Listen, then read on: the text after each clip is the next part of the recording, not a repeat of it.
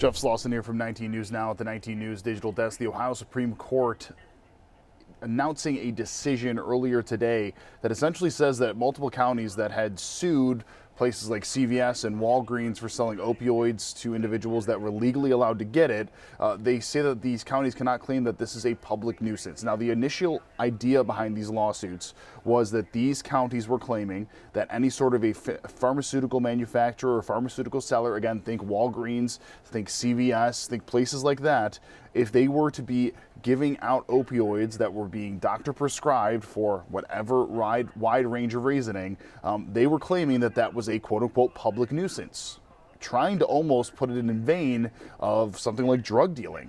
And the Supreme Court here in the state of Ohio has now come and said that that is not okay. And in fact, this is something that is allowed. Now, the counties won their initial lawsuit on this. This initial lawsuit was $650 million in damages. That was by a federal judge in 2022. But then the pharmacies, again, CVS, those ones like that, they disputed the court's reading of the quote-unquote Ohio Product Liability Act, which they said protected them from such sanctions. And now, this potentially, the decision by the Supreme Court, could then overturn that $650 million judgment and potentially giving that money back to CVS, Walgreens, and Walmart. Lake and Trumbull counties were the two counties that brought this about from this public nuisance complaint through it.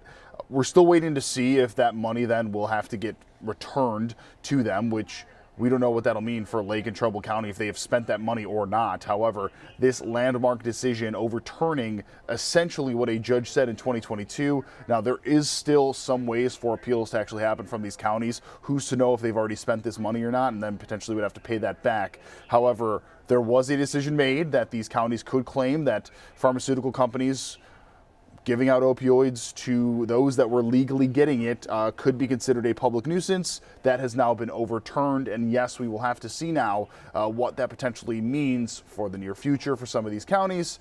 Of course, if we get any more updates, we will let you know both on air and online. And in addition to the web story that we have in association with this, when we see these things start to change a little bit, we will let the breaking news updates happen as soon as possible. For now, I'm Jeff Slauson with 19 News. Have a great day and a great night. Much more to come, both on air and online.